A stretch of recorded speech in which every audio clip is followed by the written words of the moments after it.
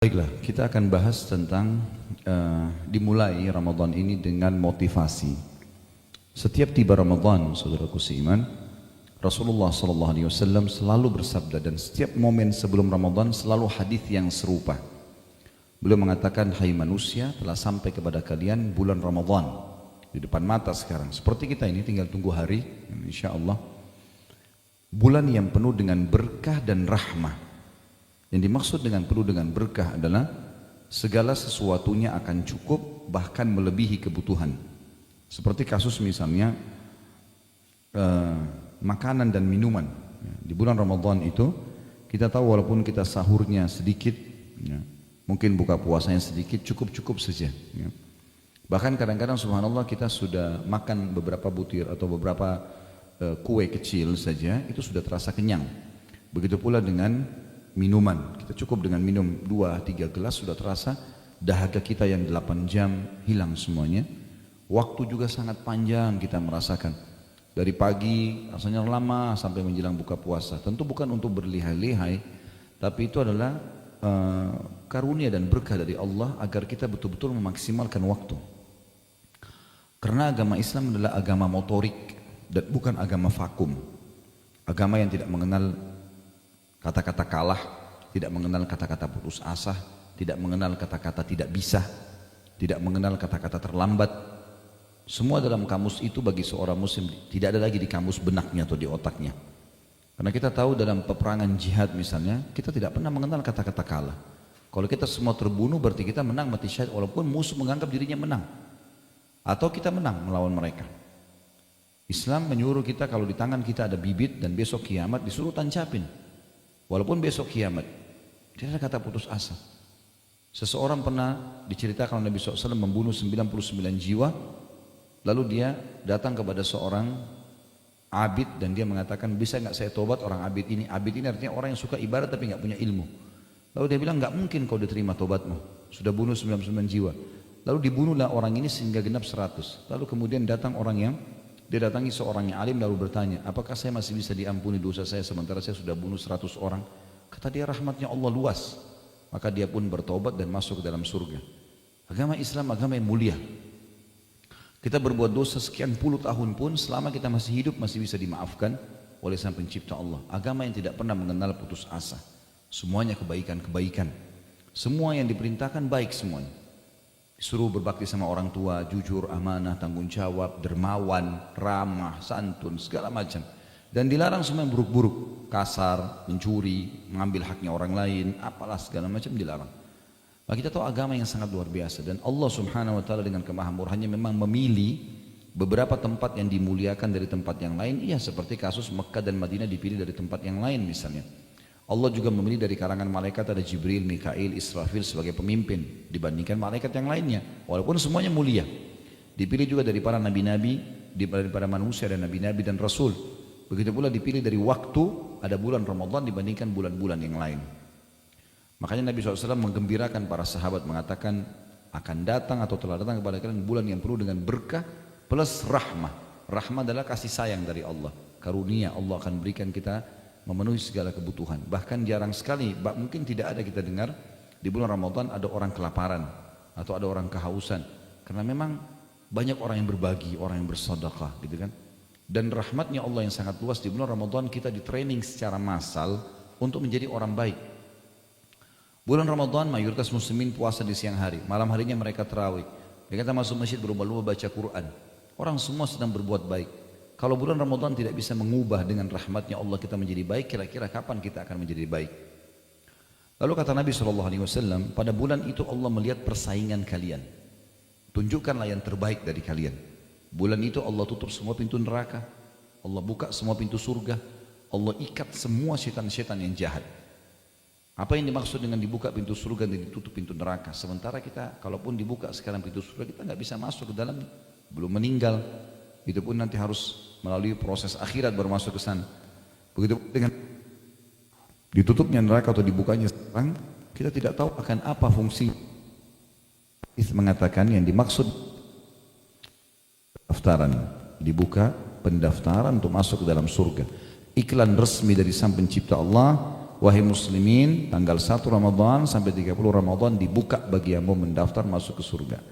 Kita tahu kalau sebuah kampus membuka pendaftaran dari tanggal 1 Januari sampai 31 Januari, orang yang mendaftar kemungkinan besar diterima. Orang yang melewati itu bisa diterima, bisa. Ramadan untuk itu. Dan kita harus tahu juga seseorang di antara kita sudah punya tempat sekarang di surga dan sudah punya tempat di neraka. Kalau kita meninggal dalam keadaan beriman dan banyak beramal saleh, kita akan masuk menempati tempat kita di surga. Dan tempat neraka akan diberikan kepada orang-orang yang kuasa Allah akan diberikan ke siapapun yang dari hambanya disiksa. Kalau seseorang meninggal fasik, ada dosanya walaupun dia muslim, tidak sempat taubat, maka dia akan melewati nerakanya, kemudian dia masuk ke surganya.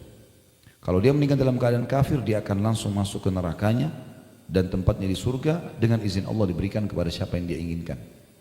Di bulan Ramadan terbuka pendaftaran masuk surga dan dihapus nama-nama setiap orang yang terkait dari api neraka. Nabi SAW mengatakan, sesungguhnya di setiap tiba Allah memiliki penghapusan nama hamba-hambanya dari api neraka, dan itu terjadi pada setiap malam dari malam. Juga dalam hadis yang lain, kalau tiba Ramadan maka Allah menurunkan malaikat, kemudian malaikat itu menyeru mengatakan, hai pelaku kebaikan, bersegeralah meninggikan derajatmu di surga, karena surga sedang dibuka pintunya. Kalau kita biasa di level A, pindah ke level yang lain lebih tinggi. Dan hai pelaku keburukan, berhentilah dan bertaubatlah karena pintu neraka sedang ditutup. Jadi seperti orang kalau buat kriminal nggak masuk penjara. Tentu bukan kita mudah-mudahkan supaya buat kriminal, tidak. Artinya saatnya dia bertaubat kembali ke jalan Allah Subhanahu wa taala. Dan syaitan-syaitan belenggu, musuh kita yang biasa menyesatkan kita dari jalan Allah, belenggu namanya. Di belenggu ini leher, tangan dan kaki diikat. Kalau kita sedang lomba lari, kemudian ada syaitan, ada musuh kita yang sedang bersama yang kita berlomba lari, lalu dia dibelenggu, kita tetap akan menang. Jalan santai pun kita akan menang. Dan ada orang yang sayang sekali begitu tiba Idul Fitri, bila Allah panjangkan umurnya, dia sudah sampai di garis finish, tinggal selangkah lagi, bukannya memicu lebih cepat, enggak, dia duduk berhenti menunggu syaitan atau musuhnya mendekat, sehingga kembali lagi pada kemaksiatan dan pelanggaran-pelanggaran agama yang telah dilarang. Kalian, Ramadan harus betul-betul dijadikan momen perbaikan jiwa, menjadi lebih baik dari sebelumnya. Dan ada di buku kita ini, kiat-kiat menghidupkan bulan Ramadan, ada dua bahasan. Bahasan yang pertama berhubungan dengan 10 jenis amal soleh yang sangat ditekankan. Kemudian juga ada tuntunan praktis puasa Nabi Muhammad SAW. Sebagaimana kalau Bapak Ibu lihat daftar isinya ada itu ya. Setelah muqaddimah ada amal-amal saleh bulan Ramadan 10 poin. Kemudian ada yang sebelahnya tuntunan praktis puasa Nabi SAW, dari definisi puasa, hukum-hukum puasa, keutamaan puasa dan seterusnya, sampai hukum-hukum puasa bagi wanita. Ini saya harapkan setengah buku dari judul tuntunan praktis ini Bapak Ibu baca sendiri di rumah. Saya tinggal fokus ke 10 amal yang diperintahkan oleh Nabi SAW. Yang pertama teman-teman sekalian,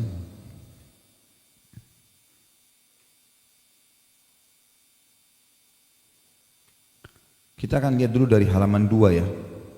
Bagaimana menyambut kedatangan bulan Ramadan. Allah SWT berfirman dalam surah Al-Baqarah ayat 185. A'udzu billahi minasyaitonir rajim. Syahrul Ramadan alladzi unzila fihi al-Qur'anu hudan lin-nasi wa bayyinatin minal huda wal furqan. Al-ayah. Beberapa hari yang ditentukan itu ialah bulan Ramadan, bulan di dalamnya diturunkan permulaan pertama sekali turun Al-Quran sebagai petunjuk bagi manusia dan penjelasan-penjelasan mengenai petunjuk itu serta pembeda antara hak yang batil dan yang batil. Saudaraku yang mulia, kata penulis, Allah Ta'ala mengistimewakan bulan Ramadan dari bulan-bulan lainnya dengan berbagai keistimewaan dan keutamaan. Di antaranya bau mulut orang yang berpuasa lebih harum di sisi Allah daripada aroma kasturi. Nanti kita baca hadisnya ya. Para malaikat memohonkan ampunan bagi orang-orang yang puasa hingga berbuka puasa. Setiap hari Ramadan, bulan Ramadan, Allah SWT menghiasi surganya seraya berkata, hampir tiba saatnya para hamba-hambaku yang saleh melepaskan segala beban dan gangguan serta menuju kepada engkau hai surga. Para syaitan dibelenggu, pintu-pintu surga dibuka dan pintu neraka ditutup. Di dalamnya terdapat malam Lailatul Qadar, malam lebih baik daripada 1000 bulan. akan diberi pengampunan bagi orang yang berpuasa pada malam terakhir bulan-bulan Ramadan. Kemudian Allah SWT membebaskan hamba-hamba dari neraka pada setiap malam dari bulan Ramadan. Ini garis besarnya tentunya. Saya langsung masuk ke poinnya. Kita masuk ke halaman 5, amal-amal saleh di bulan Ramadan. Yang pertama, bulan Ramadan dikenal juga dengan bulan puasa, ibadah puasa. Ibadah puasa saudara seiman adalah ibadah yang paling besar pahalanya dan tidak ada yang bisa menyainginya. Ibadah apapun selain daripada puasa. Sesuai dengan hadis Rasulullah SAW dalam hadis yang sahih diriwayatkan oleh Imam Bukhari Muslim, kullu amal ibni Adam lahu al-hasanatu bi asyri amthaliha ila 700 di'fin. Yaqulu Allah azza wa jal illa as-siyama fa innahu li wa ana ajzi bih. Taraka syahwatahu wa ta'amahu wa syarabahu min ajli. Lis-saimi farhatan, farhatun 'inda fitrih wa farhatun 'inda liqa'i rabbih. Wala khalufu famis saimi atyabu indallahi min rihil misk. Seluruh amal ibadah Bani Adam adalah miliknya dan setiap kebaikan akan dibalas 10 kali lipat hingga 700 kali lipat. Artinya sholat, zakat, haji, bakti sama orang tua, itu kadar pahalanya bisa 10 sampai 700 kali lipat tergantung kadar keikhlasan seseorang. Kecuali kata Allah SWT, kecuali ibadah puasa, sesungguhnya ia adalah milikku dan aku akan langsung membalasnya. Sebabnya pahala lebih besar puasa lebih besar pahalanya karena seseorang yang berpuasa telah menahan diri dari syahwat makanan dan minuman karena aku, kata Allah, karena aku semata. Ada 2 kegembiraan bagi orang yang sedang berpuasa. Kegembiraan saat ia berbuka. Kata ulama hadits ada 3 maknanya ini. Yang pertama, gembira karena dia berhasil menghilangkan rasa hausnya yang sudah dia tahan dan laparan dari pagi hari. Kegembiraan yang lebih tinggi daripada itu adalah berhasilnya dia mengalahkan syaitan. Karena dari sebelum sahur syaitan goda dia supaya tidak puasa, tapi dia terus bertahan sampai azan maghrib, maka dia gembira karena dia berhasil menang. Dan yang ketiga adalah kegembiraan dia karena dia bisa mendapatkan pahala berlipat-lipat pada saat berbuka dengan cara membuka puasakan orang lain juga. Nanti akan kita bahas poin yang ketiga ini. Dan yang kedua adalah kegembiraan tak kala bertemu dengan Allah karena masuk ke dalam surga. Dan sungguh bau mulut orang yang berpuasa lebih harum di sisi Allah daripada aroma minyak kasturi. Kata para ulama hadis maksudnya adalah ahli surga nanti dari orang yang suka puasa, kalau dia ngomong maka bau kasturi yang keluar. Dan ini minyak yang sangat wangi dan mahal. Sekarang pun ada tentunya dijual dengan nama kasturi, tapi bukan kasturi itu yang dimaksud. Karena kasturi di surga nanti beda. Semua yang disebutkan dalam Al-Quran yang mirip namanya dengan nama-nama dunia, seperti misalnya disebutkan buah delima, buah kurma, ya, anggur dalam Al-Quran, pisang, itu cuma sama namanya dengan dunia, tapi beda bentuk dan rasanya. Sebagaimana contoh misalnya hadis Nabi SAW yang berbunyi, buah kurmanya surga, satunya besarnya seperti nampan, tempayan, tempat makanan yang besar, ya. Itu besar sekali dan lebih lembut daripada buih, lebih manis daripada madu. Jadi hanya sama namanya tapi beda bentuk dan rasanya. Begitu pula dengan masalah ini. Ya, sebagaimana kita tahu juga lukanya orang yang mati syahid lebih wangi dari bau kasturi, gitu kan? Semua itu menandakan memang lebih wangi. Cuman istilah nama sama tapi di akhirat jauh lebih baik. Hadis selanjutnya adalah hadis Bukhari Muslim dan ini penting sekali, 2 syarat mutlak. Digaris bawahi kalau yang punya pena. Sabda Nabi SAW, man sama Ramadhana imanan, ini imanan garis bawahi, wahtisaba, ini juga digaris bawahi. Ghufira lahu ma taqaddama min dzambi. Barang siapa yang berpuasa karena keimanan, jadi bukan puasa karena semua teman-teman kita puasa, karena lingkungan kita puasa, karena pasangan kita puasa, karena enggak enak sama orang, enggak. Orang seluruh dunia tidak puasa pun kita tetap puasa sendiri. Keimanan antara kita dengan Sang Pencipta Allah. Yang kedua, dan semata mengharap pahalanya, ihtisab, mengejar pahala-pahala itu. Niscaya diampuni dosanya yang telah lalu, dibersihkan semua. Kata penulis, tentu saja pahala yang besar ini tidak diberikan kepada orang yang menahan diri dari makan dan minum saja, namun diperuntukkan bagi orang yang benar-benar mengaplikasikan nilai-nilai puasa. Kalau dia cuma tahan lapar, tahan haus, tapi dosa setiap hari dikerjakan, maka juga puasanya tidak diterima. Contoh misalnya orang tetap puasa tapi tetap dusta. Hadis Nabi SAW riwayat Bukhari berbunyi, man lam yada' qawla az-zuri wal amala bihi falaysa lillahi hajatan fi an yada'a ta'amahu wa syarabah. Barang siapa yang tidak menahan diri dari ucapan dusta dan perbuatan dusta, maka sedikit pun Allah tidak sudi menerima puasanya meskipun ia menahan diri dari makan dan minum.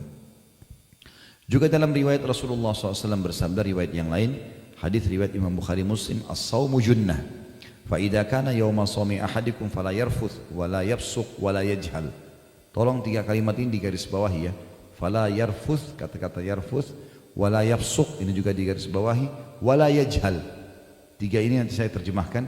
Fa in sabahu ahadun falyakul inni imru'un sha'im. Ibadah puasa laksana perisai. Di dalam riwayat yang dikatakan seperti perisai seseorang di antara kalian menangkis serangan musuh. Maksudnya perisai dari api neraka. Kalau ada orang yang mau jadikan puasanya sebagai perisai dari api neraka, dia nggak masuk neraka karena puasa, maka jika dia puasa, janganlah dia berbuat yang senonoh, yang tidak senonoh. Ya. Sini terjemahnya masih global kalau tidak senonoh, tapi makna rafath ya, adalah mengucapkan kalimat syahwat kepada selain pasangan halal. Sayang, cinta, rindu, apalah kekasih, ini semua hanya boleh pada istri atau suami. Suami istri pun boleh mengucapkan, tapi hubungan biologisnya nggak boleh. Tapi ini kalau umum nggak boleh. Siapa yang mau selamat dari api neraka dengan puasanya, jangan rafath, jangan fusuk. Di sini diterjemahkan berbuat jahat, tapi sebenarnya terjemahannya bukan berbuat jahat. Fusuk itu adalah menyentuh secara fisik, kayak pegang, cium, peluk, ya, yang bukan dengan pasangan halal. Kemudian yajhal. Di sini ditulis berbuat jahil, sebenarnya maknanya adalah buat sia-sia. Ya, seperti banyak orang yang saya pernah kasih contoh, Ramadan habis waktunya semua di mall. Mall baru buka jam 10 pagi dia nomor 1 antri. Ya. Kemudian muter-muter sampai buka puasa. Ya. Enggak juga belanja, enggak juga buat apa-apa. Kenapa? Tunggu buka puasa. Kenapa ini sia-sia? Ya. Ada orang yang puasanya diisi hanya dengan tidur. Puasa cuma 1 jam. Dari pagi sampai menjelang jam 5 sore baru bangun, baru mandi siap buka puasa. Ya. Ada orang juga yang habisin waktu main gaple, buang waktu, omong kosong, semua tidak ada manfaatnya buat dia. Kenapa enggak majelis ilmu? Kenapa enggak apalah baca Quran? Atau mungkin kembangkan usaha, sesuatu mencari nafkah yang halal, boleh, yang baik-baik semuanya. Lalu kata Nabi SAW, jika ada yang memaki dirinya, ya, atau misalnya mengajaknya bertengkar, maka dia harus berkata, saya sedang berpuasa. Apa maknanya? Tentu teman-teman sekalian, dalam Islam termasuk kehormatan diri kita, kita enggak berkelahi sama orang. Jadi kalau mau tunjukkan kekuatan nanti di kancah peperangan, jihad ada. Tapi sama istri, sama suami, sama anak, sama teman, bukan tempatnya berkelahi ini. Gitu. Kalau ada orang yang ajak bertengkar, maka tinggalkan saja, biarin dia bertengkar sama tembok. Ya. Nggak perlu kita layani, udah nggak pernah ada gunanya gitu. Buang-buang energi untuk apa gitu. Dan Ramadan bulan pelatihan untuk itu, membiasakan diri untuk tidak bertengkar. Makanya kata Nabi SAW, kalau dia dicaci, dia bertengkar, maaf, saya lagi ikuti program puasa, nggak boleh, puasa melarang saya untuk itu. Dilatih sebulan agar terbiasa mengontrol emosi setelah Ramadan.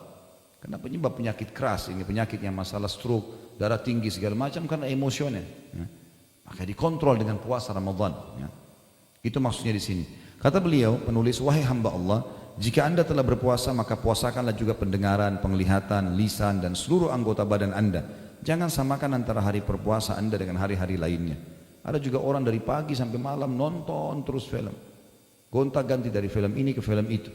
Kenapa ini? Gitu. Dari dosa ke dosa, kan sia-sia.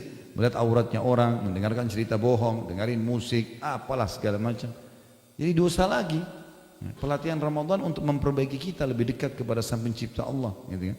Berada di zona yang aman dari semua pintu yang syaitan bisa masuk, karena syaitan lagi dibelenggu. Yang kedua, sholat tarawih. Tarawih adalah santai artinya.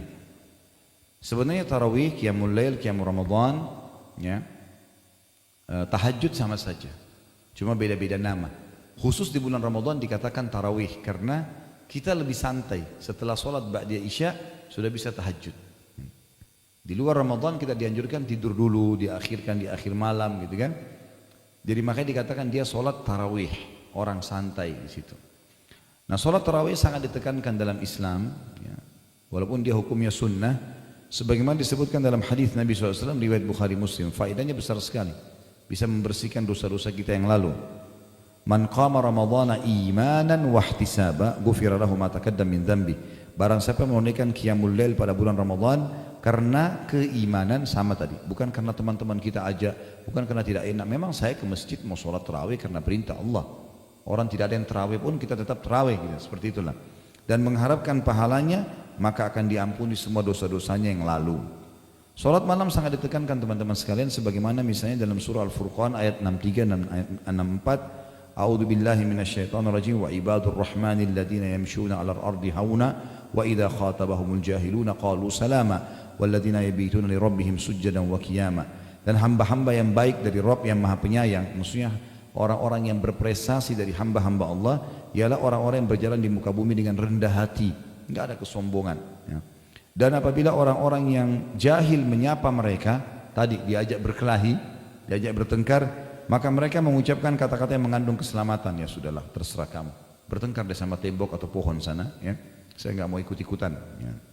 Dan orang-orang ini saksi bahasan yang melalui malam-malam hari mereka dengan sujud dan berdiri untuk Rabb mereka. Mengerjakan salat malam adalah kebiasaan Rasulullah sallallahu alaihi wasallam dan para sahabat juga ridwanullahi alaihim, sehingga Aisyah radhiyallahu anha berkata, janganlah kalian tinggalkan salat malam, sebab Rasulullah SAW tidak pernah meninggalkannya. Kendati pun beliau sakit atau sedang lesu, beliau tetap mengerjakannya dengan duduk. Kalau capek betul-betul boleh. Dan di salat sunnah teman-teman sekalian kita boleh kerjakan walaupun kita duduk. Kalau sunnah, salat sunnah walaupun kita tidak capek. Misal salat ba'da isya, saya nggak mau berdiri, saya mau duduk aja, boleh, tapi pahalanya setengah pahala orang yang berdiri. Salat wajib nggak boleh, harus ada uzur baru bisa duduk. Makanya di sini dikatakan kalau Nabi SAW betul-betul lesu, capek, beliau kerjakan salat tahajud dengan duduk pun, gitu kan. Dan alhamdulillah tidak makan waktu yang lama gitu.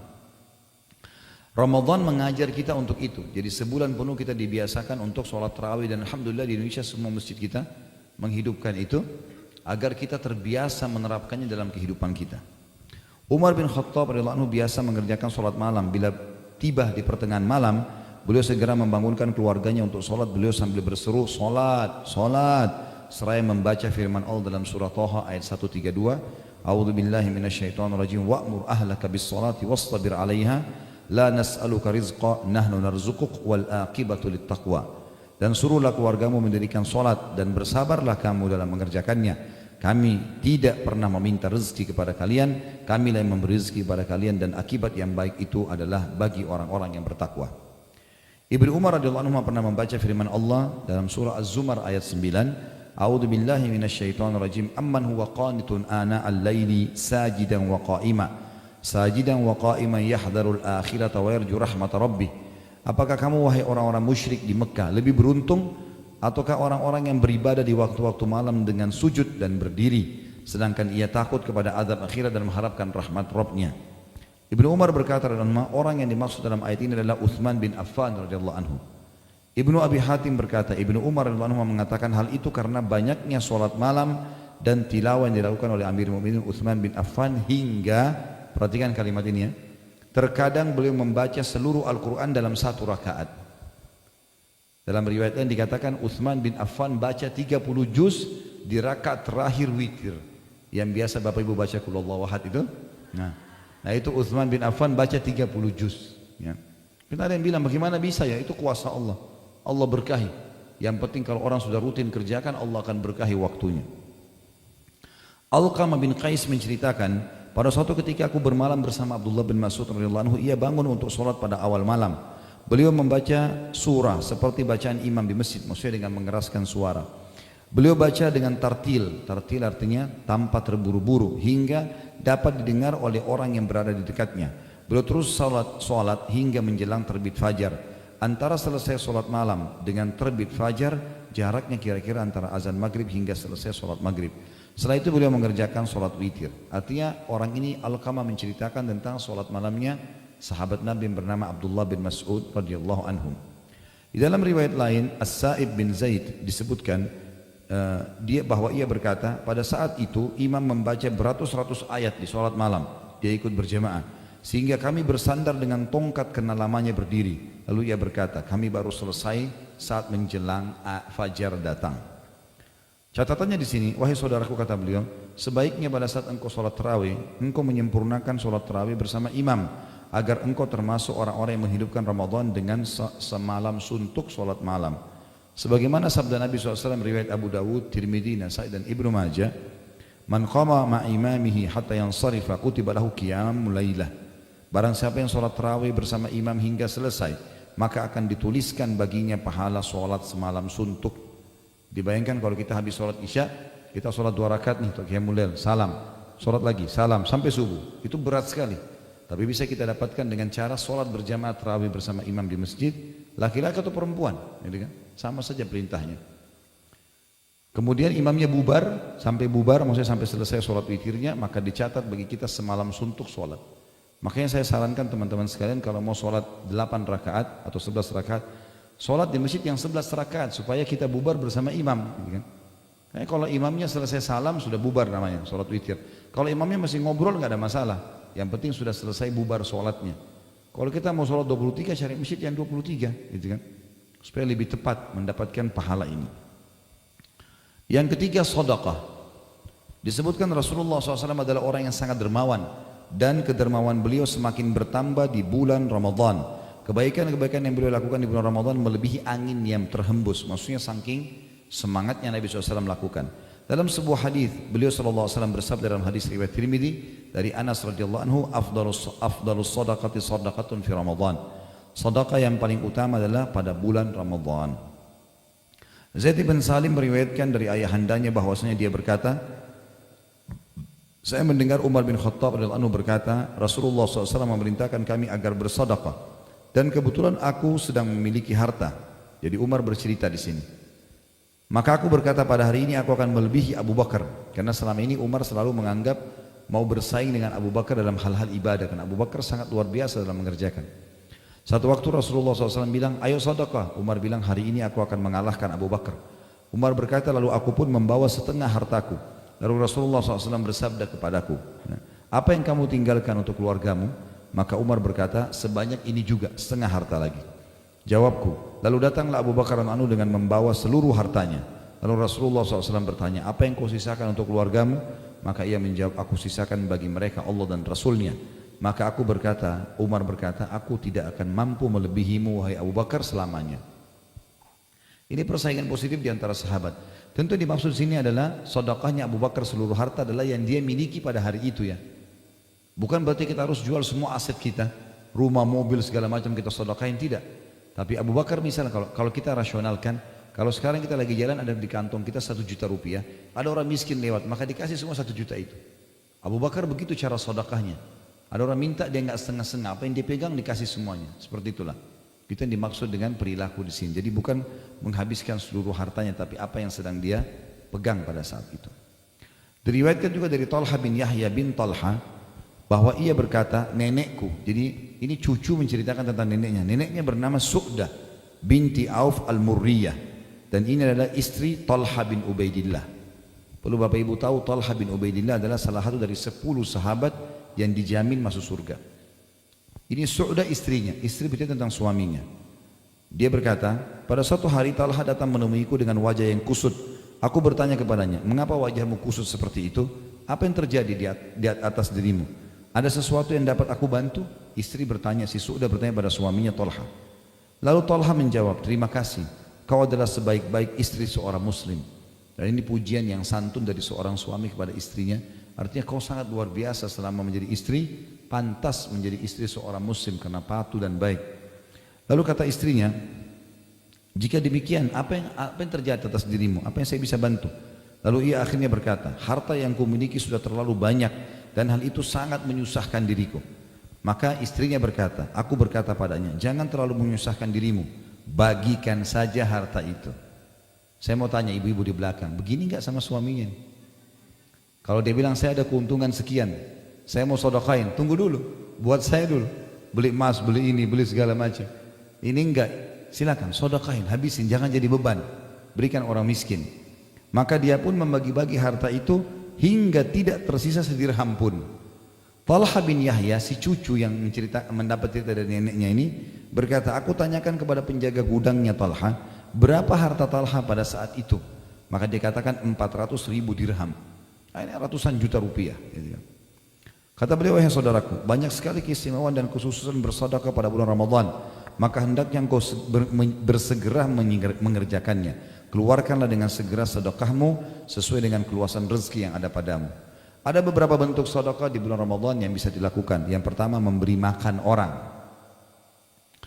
Jadi seperti contoh saya kasih contoh saya, misalnya ada keluarga miskin di dekat rumah kita tahu dia misalnya ada 5 keluarga, 10 keluarga, maka kita siapin sebelum Ramadan kebutuhan dia sebulan. Misal berasnya, gulanya, tehnya, dia pakai sahur, dia pakai buka puasa segala macam. Itu yang dimaksud di sini, memberi makan. Ya. Sesuai dengan firman Allah Subhanahu Wa Taala yang berbunyi dalam surah Al-Insan ayat 8 sampai ayat 12. وَيُطْعِمُونَ الطَّعَامَ عَلَى حُبِّهِ مِسْكِينًا وَيَتِيمًا وَأَسِيرًا إِنَّمَا نُطْعِمُكُمْ لِوَجْهِ اللَّهِ لَا نُرِيدُ مِنكُمْ جَزَاءً وَلَا شُكُورًا إِنَّا نَخَافُ مِنْ رَبِّنَا يَوْمًا عَبُوسًا قَمْطَرِيرًا وَوَقَاهُمُ اللَّهُ شَرَّ ذَلِكَ الْيَوْمِ وَلَقَّاهُمْ نَضْرَةً وَسُرُورًا وَجَزَاهُمْ بِمَا صَبَرُوا جَنَّةً وَحَرِيرًا. Dan mereka memberikan makanan yang disukainya kepada orang miskin, anak-anak yatim, dan orang-orang yang ditawan. Tawanan perang juga disuruh kasih makan. Sesungguhnya kami memberi makan kepada kalian hanyalah untuk mengharapkan keridhaan Allah. Kami tidak menghendaki balasan dari kalian. Ini sifat sedekah yang diterima sama Allah, tidak berharap balasan yang setimpal dari orang itu. Dan juga kami tidak pernah, tidak pula berharap ucapan terima kasih. Tak usah, kalau dia tidak mau terima kasih urusan dia. Gak perlu kita bilang, masa sudah saya kasih gak terima kasih? Gak ada urusan antara kita sama Allah. Dia menerima harta itu tapi kita mendapatkan ridhonya Allah. Sesungguhnya kami takut akan azab Rabb kami. Kami sedekah gara-gara kami takut disiksa sama Allah pada suatu hari yang di hari itu orang-orang berbuka masam penuh kesulitan. Maka Rabb mereka memelihara mereka dari kesusahan hari itu karena sedekahnya maksudnya, dan memberikan kepada mereka kejernihan wajah dan kegembiraan hati, dan dia memberi balasan kepada mereka karena kesabaran mereka dengan surga dan pakaian sutra. Para salafus soleh senantiasa berlomba-lomba dalam memberi makan, dan mereka lebih mengutamakannya dari ibadah-ibadah lainnya, baik dengan memberi makan yang yang lapar ataupun memberi makan seorang saudara yang saleh. Tidak disyaratkan yang diberi makan harus seorang yang fakir. Orang kaya juga boleh. Kita buka puasakan kerabat kita, kita berikan kepada orang tua kita yang kaya, nggak ada urusannya sama sekali. Intinya kita memberi makan orang. Dalam sebuah hadis Rasulullah SAW bersabda dalam hadis riwayat Tirmidzi dengan sanad hasan, ayyuma mu'minin at'ama mu'minan ala ju'in at'amahu Allahu min thimaril jannah wa man saqa mu'minan ala dhama'in saqahu Allah minar rahiqil makhtum. Siapa saja di antara orang mukmin yang memberi makan saudaranya sesama mukmin yang lapar, niscaya Allah akan memberinya buah-buahan surga. Siapa saja di antara orang mukmin yang memberi minum saudaranya sesama mukmin yang dahaga, niscaya Allah akan memberinya minuman rahiqil makhtum. Ini adalah minuman di surga. Sebagian salah berkata, mengundang makan 10 orang dari sahabat-sahabatku dengan makanan yang mereka gemari, lebih aku sukai daripada membebaskan 10 orang budak dari keturunan Nabi Ismail.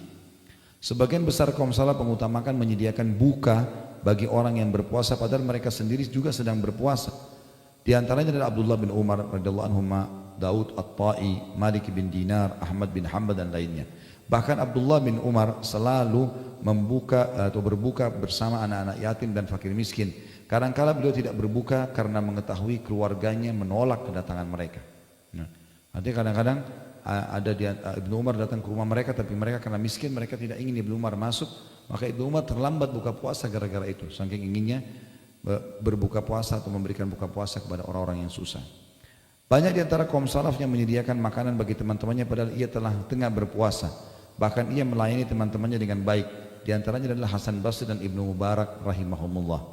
Abdullah bin Mubarak ini pernah di hari Senin dia lagi puasa, rupanya ada teman-temannya pada datang gitu kan. Dia tahu dia puasa, lalu dia suruh istrinya siapin makan. Terus sudah siap makan, tamu nggak ada yang mau mulai makan. Karena mereka tunggu tuan rumahnya. Lalu dia datang, dia duduk dan dia mengatakan Bismillah. Dia ambil ya sedikit dengan telapak tangannya, lalu kemudian dengan genggamannya lalu dimasukkan ke mulutnya. Setelah itu dia mengatakan ayo makan sambil berdiri. Dia mutar-mutarin tamunya. Tamunya pikir dia tidak puasa, maka mereka makan semua. Dia pergi ke belakang rumah lalu dibuang dari mulutnya. Tetap dilanjutkan puasanya. Jadi saking luar biasa mereka melayani tamunya dan memberi makan. Abu Siwar al-Adawi berkata, dahulu ada serombongan orang dari Bani Adi. Bani Adi salah satu suku Arab yang biasa sholat di masjid ini. Tidak seorang pun di antara mereka yang berbuka puasa sendiri. Ia selalu mencari orang yang bersedia berbuka dengannya. Jika tidak, maka ia keluarkan makanannya untuk dimakan bersama orang-orang di masjid. Ibadah berupa memberi makan akan melahirkan aspek-aspek ibadah lainnya seperti terciptanya saling mengasihi dan juga saling menyayangi. Di mana hal ini adalah sebab seseorang masuk ke dalam surga. Dalam sebuah hadis yang sahih, Rasulullah SAW bersabda, "Lan tadkhulul jannata hatta tu'minu wa lan tu'minu hatta tahabbu." Kalian tidak akan masuk surga hingga kalian beriman, dan kalian tidak akan beriman hingga kalian saling mengasihi di antara kalian. Di antaranya juga bermajlis dengan orang-orang saleh serta mengharap pahala dari menolong mereka. Ini maksudnya adalah kita datang ke orang saleh lalu kita bayarin bulanannya dia misalnya. Maka itu termasuk dalam masalah ini. Kemudian menolong mereka dalam ketaatan yang mereka dapat lakukan disebabkan makanan yang engkau berikan. Ya. Jadi ini termasuk yang kami buat di program yayasan begitu, mencari ayah dan ibu angkat seseorang dai lalu membiayai hidupnya. Termasuk di Ramadan insya Allah kita juga buat program mengumrohkan dai dan mengumrohkan orang miskin. Itu kalau bapak ibu ada yang berminat insya Allah bisa bergabung dengan program kami tentunya. Kemudian yang kedua, menyediakan makanan berbuka puasa bagi orang-orang yang puasa. Ini lebih spesifik lagi, lebih dalam lagi. Dan ini kalau kita buka puasakan orang, kita akan dapat pahala seperti dia, tidak dikurangi sedikit pun. Walaupun hanya seteguk air, walaupun hanya sebutir kurma. Sabda Rasulullah SAW dalam hal ini berhubungan dengan masalah membuka puasakan orang. Hadis riwayat Ahmad dan Nasa'i serta dinyatakan sahih oleh Syekh Albani. Kata Rasulullah SAW, "Man fattara sa'iman kana lahu mithla ajrihi ghaira annahu la yunqasu min ajri as-sa'imi syai'." Barang siapa menyediakan makanan berbuka puasa bagi orang yang berpuasa, niscaya ia mendapatkan pahala seperti orang yang berpuasa tanpa mengurangi pahala orang yang berpuasa itu sedikit pun. Salman Al-Farisi radhiyallahu anhu menuturkan berkata, "Wa man fattara fihi sa'iman kana maghfiratan lidunubihi wa idkha raqabatihi minan nar kana lahu mithla ajrihi ghaira annahu la yunqasu min ajri as-sa'imi syai'." Barang siapa menyediakan makanan berbuka bagi orang-orang yang berpuasa, maka itu akan menjadi penghapus dosa-dosanya dan menjadi pembebas dirinya dari api neraka, dan ia akan mendapat pahala seperti orang yang berpuasa tanpa mengurangi pahala orang yang berpuasa itu sedikit pun. Saya punya pengalaman di Madinah waktu pertama saya datang di sana. Mungkin teman-teman yang sudah dengar ini alhamdulillah, kalau yang belum maka bisa dijadikan sebagai pelajaran. Saya kaget waktu itu awal Ramadan tahun 1990 di Madinah. Saya sama teman-teman orang Indonesia mahasiswa semuanya rame-rame pergi ke Masjid Nabawi. Turun dari bus, pas melihat Masjid Nabawi ada banyak orang membelakangi masjid menghadap ke arah kami. Tapi unik karena mereka sangat berdekatan, rapat sekali. Maka pada saat saya mendekat dengan masjid, saya bertanya-tanya, ini orang-orang siapa ini? Kenapa? Kemudian pada saat sudah dekat saya kaget. Memang kita nggak dikasih celah untuk jalan gitu. Tiba-tiba saya dipegang, dipeluk, teman-teman Indonesia juga ini dipeluk sama yang lainnya. Saya tidak kenal, saya tidak tahu lihat wajahnya, saya nggak kenal orang ini. Saya tahu jawabannya waktu dia bisikin kuping saya. Dia bilang, "Akhi, saudaraku, tolong buka puasa di tempat saya ya." Jadi dia mau dapat pahala membuka puasakan orang walaupun tidak dikenal. Jadi ternyata di dalam Masjid Nabawi itu, teman-teman umroh Ramadan, fenomena ini cuma bisa dilihat di Masjid Nabawi ya. Di Masjid Haram Mekah ada juga tapi tidak banyak. Orang-orang tidak terlalu semangat seperti di Madinah. Kalau Madinah betul-betul kita diperebutkan. Maka di dalam masjid itu ada sufra plastik ditaruh di kiri kanannya jek zam-zam, terus kurma ditaburin di situ. Ada kurma, ada pisang, ada yogurt, ada roti segala macam. Di dalam si ayah atau si kakak menyiapkan buka puasa, si anak atau si adik di luar cari mangsa ini. Nah, kalau kita bilang iya, tangan kita dipegang dibawa ke tempatnya dia. Dan yang kadang-kadang uniknya dia bilang, jangan pindah ke situ ya. Kan di depan ada saingannya kan. Kalau di depan biasa juga orang bersaing untuk cari orang buka puasa. Di sufrahnya dia taruh lebih banyak. Ada kasih apel, ada kasih macam-macam. Lebih enak orang pindah kadang-kadang ke sebelah. Dan dia bilang, besok sudah tahu tempat saya buka puasa ya, besok buka puasa sini lagi. Dan kita di luar, dia tidak akan lepas kita kecuali dia sudah punya mangsa lain. Itu luar biasa gitu. Coba bandingkan dengan kita di Indonesia. Sudah dapat giliran dari RT, ya, masih bertanya waktu tiba gilirannya, sudah tiba giliran saya. Sebulan sekali kadang-kadang gitu kan. Mestinya semua masjid dekat rumah diblok itu. Ya. Buka puasain, misal contoh. Air mineral ya, ini mungkin agak besar, ada yang gelas kan, 30.000 isinya 48 gelas, 30.000. Kalau dekat musola atau masjid dekat rumah kita, anggaplah ada 50 orang yang buka puasa. Kita butuh satu dus 48 misalnya, Kamu kita genapin 50 gelas misalnya, 30-35 ribu. Saya yakin tidak akan lebih dari 40 ribu lah gitu kan. Itu kita kasih beli 30 dus. Ya, 30 ribu kali 30 dus. Kita sudah dapat pahala buka puasa diri kita sendiri hari itu plus 50 orang lain. Berarti 51 pahala buka puasa kali 1 bulan. Berapa banyak pahalanya? Gitu kan? Begitu pula kalau kita pegang masjid yang sampai ribuan orang buka puasa. Tergantung mau pahala berapa banyak silahkan. Ya, tinggal beli saja selesai. Apalagi sedekah diganti oleh Allah kembali. Kalau mau lebih besar pahalanya kurma. Nah emang kurma yang sunnah gitu kan. Air juga putih termasuk itu. Kami di yayasan buatin program 1 dus kurma isi 10 kilo. Kita buatin program sebar 1000 dus kurma di 1000 masjid misalnya. Nama istilah saja begitu tapi kami sebarin. Itu kita buatin program. Bapak Ibu bisa ambil idenya bisa dikembangin. Mau ikut sama kami juga bisa. Ini kami bagiin. Pengalaman selama ini 1 dus kurma yang isi 10 kilo yang curahan itu lebih tepat kalau dibagikan ke masjid. Kalau kita ambil 3 butir per hari di masjid yang 50 orang berarti 1 dus ini bisa dipakai untuk 1 minggu. Jadi untuk 50 orang per hari kalau kita mendapat puasa mereka kita cuma 4 dus kurma yang kotaknya isi 10 kilo itu. Dan seterusnya lah. Banyak sekali tempat-tempat kantong-kantong untuk membuka puasakan orang. Kalau di Jakarta ini sudah luar biasa lah pokoknya ya. Orang-orang banyak pulang kantor kadang-kadang di pinggir jalan itu buka puasa. Kita bisa bagiin air, bagiin rumah, bagiin apa saja. Bisa saja ya. Dan itu semua adalah ajang-ajang pahala. Kemudian dalam para sahabat Nabi SAW berkata, wahai Rasulullah, tidak semua orang mampu menyediakan buka puasa orang yang berpuasa. Maka Rasulullah SAW bersabda di dalam hadis ya, yang diriwayatkan dalam hadis yang sahih ini ya. Di sini tidak disebutkan perawinya ya. Tetapi yang saya tahu hadis ini hadis sahih kata Nabi SAW, yu'tillahu hadats thawab liman fattara sha'iman ala midhkati labanin aw tamratin aw syurbati ma'in wa man saqa sha'iman saqahu Allah min haudi syurbatan la yadma'u ba'daha hatta yadkhulal jannah. Pahala buka puasa itu Allah akan berikan bagi siapa saja yang menyediakan makanan bagi orang yang berbuka puasa meskipun hanya berupa susu tapi bercampur air karena tidak adanya susunya maka dicampur air atau sebutir kurma atau seteguk air. Barang siapa yang memberi seteguk air bagi orang yang berbuka maka Allah akan memberinya minum seteguk air dari telagaku. Dia tidak akan dahaga selamanya hingga dia masuk ke dalam surga. Jadi ini kesempatan luar biasa. Ya, saya dulu waktu masih mahasiswa kadang-kadang beasiswanya kita terima di akhir bulan. Tapi Ramadan dari awal Ramadan sudah mulai ada buka puasa. Kalau lagi tidak ada duit untuk bawa buka puasa maka saya bawa ke masjid, saya masuk ke masjid, duduk di tempat cek zam-zam itu saja. Jadi setiap kali dia mau taruh air untuk buka puasa orang saya yang tuangin airnya. Bisa kita dapat pahala dengan itu.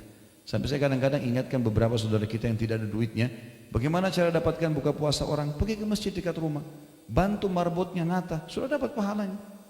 Kalau ada orang betul-betul malas, nggak mau, sudah tidak ada duitnya, tidak mau buka puasain orang, kemudian maunya dilayani, baiklah duduk di masjid, masih bisa dapat pahala kalau mau, gampang. Ambil air kita, tukar sama teman di sebelah. Ini buat kamu ya, ambil pahala saya, ambil air dia, kamu, saya dapat pahala kamu. Kan gampang. Ya. Dia dapat pahala kita, kita dapat pahala dia. Tidak ada modalnya nih. Kalau ini juga tidak mau luar biasa, tinggal butuh dicambuk saja. Ya. Karena pahalanya besar sekali, membuka puasakan orang, mestinya ya, seperti itulah. Yang keempat, membaca Al-Quran dengan penuh kesungguhan. Ini tentunya teman-teman sekalian saya akan pilih poin-poin pentingnya karena menjelang asar ya. Banyak membaca Al-Quran. Bulan Ramadan adalah bulan Al-Quran. Kita semua dianjurkan agar memperbanyak membaca Al-Quran pada bulan ini. Di antara keadaan salafus saleh adalah selalu menyibukkan diri dengan hal-hal yang berkaitan dengan Al-Quran. Mulai dari membaca, mempelajari dan mentadabburi. Tadabburi artinya mengetahui kandungan hukum-hukumnya. Malaikat Jibril alaihissalam memperdengarkan Al-Quran kepada Rasulullah SAW pada bulan Ramadan.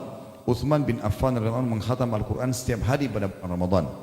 Di antara salafus saleh ada yang mengkhatam Al-Quran dalam salat tarawih tiap 3 malam sekali. Sebagian lagi setiap 7 malam sekali, sementara sebagian lainnya mengkhatamnya setiap 10 malam sekali. Mereka selalu membaca Al-Quran baik di dalam salat maupun di luar salat. Bahkan Imam Syafi'i rahimahullah dapat mengkhatam Al-Quran sebanyak 60 kali di luar salat pada bulan Ramadan. Artinya sehari 2 kali khatam. Sementara Al-Aswad mengkhatamnya setiap 2 hari sekali. Adapun Qatadah selalu mengkhatamnya setiap 7 hari sekali di 2 Ramadan. Sedangkan di bulan Ramadan beliau mengkhatamnya setiap 3 hari sekali. Dan 10 hari terakhir Ramadan beliau mengkhatamnya setiap malam. Pada bulan Ramadan Imam Az-Zuhri menutup majelis-majelis hadis dan majelis-majelis ilmu yang biasa diisinya. Beliau mengkhususkan diri membaca Al-Quran dari mushaf. Demikian pula Imam Ats-Tsauri, beliau meninggalkan ibadah-ibadah lain dan mengkhususkan diri untuk membaca Al-Quran.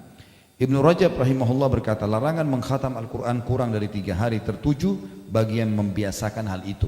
Adapun pada waktu-waktu yang utama seperti bulan Ramadan, terkhususkan lagi pada malam-malam yang diperkirakan seperti malam Lailatul Qadar atau di tempat-tempat yang utama seperti Mekah bagi selain penduduk warga Mekah atau selain warga Mekah, maka dianjurkan agar memperbanyak membaca Al-Quran supaya mendapat keutamaan pada waktu yang dan tempat tersebut.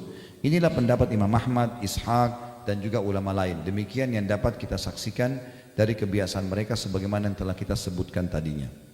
Kemudian tentu ini, maaf saya langkahi poin ini, masalah menangis tak kala membaca Al-Quran ini juga termasuk anjuran ya. Tentu ini dengan cara membaca dan mengerti artinya. Dengan mengerti artinya.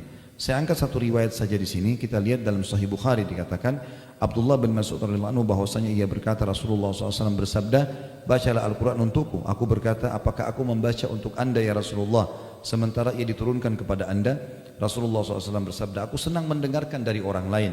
Maka aku pun, kata Abdullah bin Mas'ud, membaca untuk Nabi SAW surah An-Nisa hingga sampailah pada firman Allah yang berbunyi, A'udzu billahi minasyaitonir rajim, fa kaifa idza ji'na min kulli ummatin bi syahidin wa ji'na bika 'ala haula'i syahida.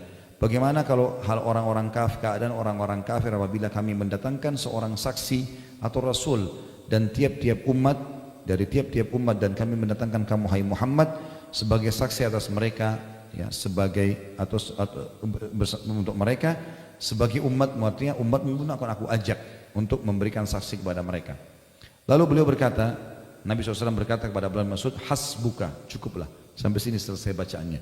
Aku menoleh ke beliau, ternyata kedua mata beliau meneteskan air mata. Ini tentu teman-teman sekalian dianjurkan kita membacanya. Sebagaimana juga dalam hadis di situ ada, la yalijun nara man baka min khasyatillah, tidak akan masuk neraka orang yang menangis karena takut kepada Allah. Saya tidak bacakan semua sekali lagi, kita pindah ke halaman 23. Poin 5, tetap duduk dalam masjid hingga terbit matahari. Dan ini beranjak daripada hadis ya, riwayat Muslim apabila Rasulullah SAW selesai menunaikan salat subuh, beliau selalu duduk di tempat salatnya hingga terbit matahari. Imam Tirmidzi juga meriwayatkan sebuah hadis dari Anas bin Malik radhiyallahu anhu dari Rasulullah SAW bahwa beliau bersabda, "Man shalla al-fajr fi jama'atin thumma qa'ada yadhkurullah hatta tatlu asy-syams, thumma shalla rak'ataini kanat lahu ka'ajri hajjatin aw umrah tammatun tammah." Barang siapa yang salat fajar berjamaah di masjid kemudian dia tetap duduk berzikir mengingat Allah hingga terbit matahari lalu salat 2 rakaat, ada pendapat ulama mengatakan salat syuruk, ada yang mengatakan salat duha, dua-duanya boleh. Maka seakan-akan dia telah mendapatkan pahala haji dan umrah sempurna. Nah, ini kesempatan diperoleh di bulan Ramadan. Nah, apalagi kalau teman-teman yang kerja di hari weekend bisa di Sabtu pagi, di Ahad pagi, ini juga boleh dilakukan. Yang keenam, ini poin keenam juga mungkin akan saya langkahi secara globalnya ya, secara spesifiknya, tapi saya akan terangkan secara global. Iktikaf. Iktikaf artinya mengikat diri dalam masjid untuk ibadah kepada Allah dengan meninggalkan semua aktivitas dunia. Dan sebagian ulama mengatakan minimal iktikaf yang baik itu adalah antara sholat ke sholat, duhur ke asar, ya, maghrib ke isya, itu minimal. Kalau 10 akhir Ramadan dianjurkan minimal 1 malam. Minimal 1 malam. Kalau yang saya pernah lakukan, saya kadang-kadang di 10 terakhir Ramadan, terutama di malam ganjil, kalau lagi tidak keluar kota, lagi di Jakarta, saya sering membawa istri sama anak saya pergi ke Atin, waktu itu karena dekat dengan rumah kami. Kemudian ikut sholat isya berjamaah, sholat tarawih, kemudian bawa ada termos teh, bawa makanan untuk sahur segala macam, dan kita boleh menebar tempat yang semua orang banyak itikaf di situ. Duduk baca Quran, nasihatin, saling nasihatin gitu kan. Nanti jam 1 ada sholat qiyamul lail lagi sampai sekitar hampir jam 3 sahur, habis sholat subuh pulang ke rumah gitu kan.